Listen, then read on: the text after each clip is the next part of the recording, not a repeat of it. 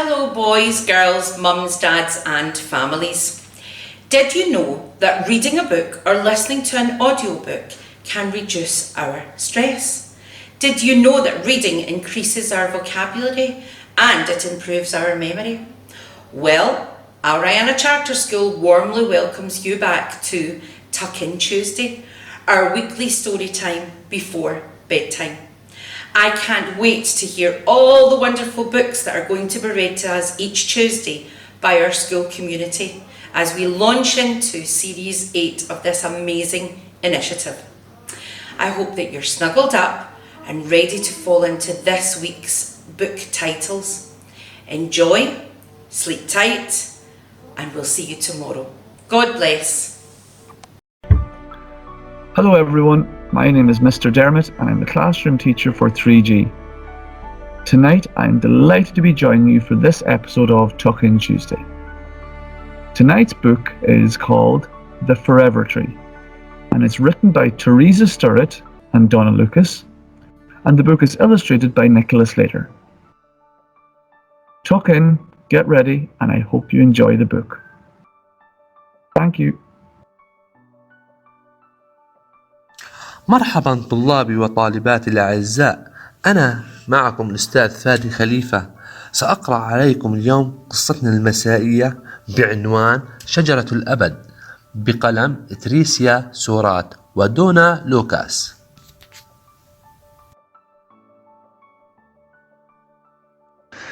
This is a story about a tree that grew from something more than water and sunshine. It grew from love. هذه قصة حقيقية عن شجرة تنمو ليس فقط بالماء وأشعة الشمس، لكن أيضا بالحب. The animals knew the tree was very special, which is why they held all their sleepovers, weddings, and championship bingo tournaments inside. تعرف الحيوانات أن الشجرة كانت مميزة جدا، ولهذا السبب يقيمون جميع السهرات وحفلات الزفاف وبطولات البينغو داخل الشجرة. They fed the tree with laughter, singing and dancing, and from its deepest roots to its highest branches, that's how the tree grew strong and tall and proud. كانوا يسقون الشجرة بأصوات ضحكاتهم وغنائهم ورقصاتهم، ومن أعمق جذورها إلى أعلى فروعها. هكذا نمت الشجرة، قوية وطويلة وشامخة. The raccoons were in charge of keeping the tree neat and tidy. They carefully cleaned it every day with gentle paws. كانت العائلة الراكوني هي المسؤولة عن الحفاظ على الشجرة حتى تصبح نظيفة وجميلة. هم يقومون بتنظيفها بعناية كل يوم بكفوفهم الناعمة. The squirrels stocked the tree with books and games and colourful party supplies. The chipmunks adored the tree too, but they were often distracted by the shapes of clouds and thoughts of chestnuts, so none of their chores ever really got done. تزين بعض السناجب الشجرة بالكتب والألعاب وأضواء الحفلات الملونة، وأخرى تحب المساهمة أيضا، لكن كثيرا ما تحدق بالغيوم وأشكالها أو تفكر بالكستناء الشهية، لذا لا تنجز شيئا أبدا. For years the animal had the tree all to themselves. So very many surprise birthday parties and secret squirrel social scout meetings happened there. لسنوات كانت الحيوانات تمتلك الشجرة لها فقط، لذا كانت تقام فيها أهم الأحداث من حفلات أعياد الميلاد واجتماعات الكشافة السنجابية السرية. One day an unexpected visitor arrived, a grandfather. He was a strong and tall and proud man. He knew the tree was special too. He threw a rope up and over its sturdiest limb. His hands worked quickly and with love. ذات يوم وصل زائر غير متوقع. إنه جد عجوز كان طويلا وقويا وواثقا من نفسه. كان يعلم أن الشجرة مميزة أيضا. ألقى بحبل على طرف الغصن الأكثر صلابة بحب وسرعة. The next morning, a little girl called Charlie came out to play. She saw the swing her grandfather had made just for her. "Thank you, grandfather," said Charlie. Push me, please." في صباح يوم التالي خرجت فتاة صغيرة تدعى تشارلي لتلعب. رأت الأرجوحة التي صنعها جدها خصيصا لها. قالت تشارلي: "شكرا لك يا جدي. هيا ادفعني من فضلك." The raccoons, squirrels, and chipmunks all stopped what they were doing. People had never noticed their special tree before. And from the grandfather's act of love, something new and beautiful began to grow. توقف كل من الراكون والسناجب عن العمل. لم يلاحظ الناس شجرتهم المميزة من قبل. وماذا فعل الجد اللطيف والمحبوب بها؟ بدأ يظهر شيئا جديدا وجميلا. Every day, Charlie's grandfather pushed her on the swing. Soon, more children came. في كل يوم كان جد تشارلي يدفعها على الأرجوحة. وسرعان ما جاء المزيد من الأطفال. They brought their mothers, fathers, grandmothers, and grandfathers. They pumped their legs and voices up to the sky. وأحضروا معهم أمهاتهم وآبائهم وجداتهم وأجدادهم. وسرعان ما وصلت أصواتهم إلى السماء. At first, the animals were worried, maybe even a little annoyed. This was their special tree. They weren't quite sure they wanted to share it. The raccoons began plotting a revolution underground. The squirrels argued for animal and people togetherness. The chipmunks were not of much help at all because they were still gazing at the clouds. في البداية كانت الحيوانات قلقة ومنزعجة قليلا. كانت هذه شجرتهم الخاصة. لم يكونوا يرغبون في أن يشاركهم فيها أحد. بدأ الراكون بالتخطيط من تحت الأرض. جادلت السناجب من أجل توحيد الحيوانات والناس. والبعض الآخر لم يكن مفيدا. فما زالوا يحدقون بالسحب التي في السماء. But the people turned out to be good neighbours. They were kind to the animals and their beloved tree. They shared their most delicious snacks. لكن تبين أن جيرانهم من البشر طيبون. كانوا لطفاء معهم ومع شجرتهم المميزة. كانوا يشاركون وجباتهم اللذيذة معهم ويطعمونهم ألذ الأطعمة.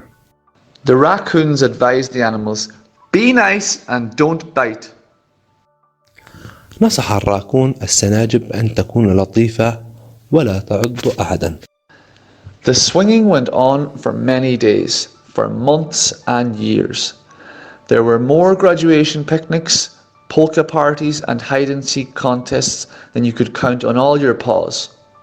There was always love and laughter, and it kept the tree growing strong, tall and proud.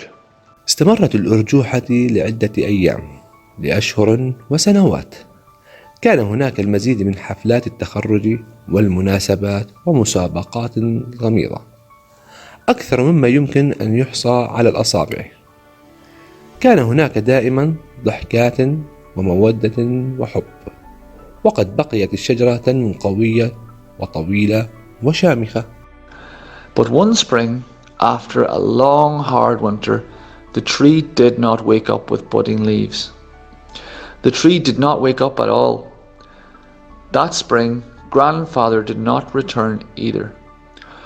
Oh, how Charlie and the raccoons, squirrels and chipmunks cried. ولكن في الربيع وبعد شتاء طويل وقاس، لم تستيقظ الشجرة بأوراقها الجديدة، ولم تستيقظ الشجرة على الإطلاق. في ذلك الربيع لم يعد الجد أيضا. أوه، لقد بكت تشارلي والراكون والسناجب. Then official people came and said the tree was now unsafe. The animals didn't know what this meant. ثم جاء المسؤولون واتفقوا أن الشجرة أصبحت غير آمنة. لم تعرف الحيوانات ما معنى ذلك، لكنهم شعروا بالخوف. The raccoons organized an emergency meeting. They had heard of people who knew how to fix things. People who know how to use their hearts and brains and hands to make things that last forever. Special people who believe that something beautiful is always worth saving. نظمت عائلة الراكون اجتماعا طارئا. لقد سمعوا عن أشخاص يعرفون كيفية إصلاح الأشياء، أناس يعرفون كيفية استخدام قلوبهم وعقولهم وأيديهم لصنع أشياء تدوم إلى الأبد. أشخاص مميزون يؤمنون بأن أي شيء جميل يستحق دائما المحافظة عليه. The animals began their search. The raccoons identified architects by poking inside their recycling bins. The squirrels found carpenters by following the scent of wood. They whispered in their sleeping ears. بدأت الحيوانات بحثها. حدد الراكون المخطط عن طريق البحث داخل الصناديق إعادة التدوير، ووجدت السناجب النجار من خلال شم رائحة الخشب، وهمسوا في أذنه النائمة. The chipmunks lured artists with trails of chestnuts and wild red berries arranged in impossibly intricate swirls. جلبت السناجب الأخرى الفنانين عن طريق التزيين بحبات الكستناء والتوت الأحمر البري بشكل مرتب ومتناسق للغاية. Planners and builders of all kinds were found together. They came up with an idea to save the tree. They thought, sketched and measured. They sawed and scurried and sanded. وتم إحضار الخطاطين والبنائين جميعا، وتوصلوا إلى فكرة لإنقاذ الشجرة. لقد فكروا ورسموا وأخذوا المقاسات. لقد قصوا ورمموا وبنوا. Day and night they worked quickly, skillfully and with love. ليلا نهارا عملوا بسرعة ومهارة وبحب. When the tree house was built, the people and animals agreed it was the perfect place to hold the most special weddings, sleepovers and championship bingo tournaments. عندما انتهى بناء بيت الشجرة، اتفق الناس والحيوانات على أنه المكان المثالي لإقامة حفلات الزفاف الخاصة بهم والسهرات وبطولات البنغو. They promised each other that their tree would stand forever, strong and tall and proud. The swing would always hang from its sturdiest limb. لقد وعدوا بعضهم البعض أن شجرتهم ستبقى إلى الأبد قوية وطويلة وشامخة، والأرجوحة تتدلى دائما من أقوى أغصانها. And somewhere, way up above, the grandfather looked down and smiled. وفي مكان ما من الأعلى نظر الجد إلى الأسفل وابتسم. Okay everyone, that concludes our book for this week, The Forever Tree. I hope you really enjoyed it, and I hope you enjoyed this episode of Tuck In Tuesday. I look forward to seeing you all next week for a brand new episode. Thanks everyone, and good night. وإلى اللقاء أعزائي الطلاب والطالبات. أتمنى أن تكونوا قد استمتعتم بهذه القصة وتصبحون على خير وأحلام سعيدة.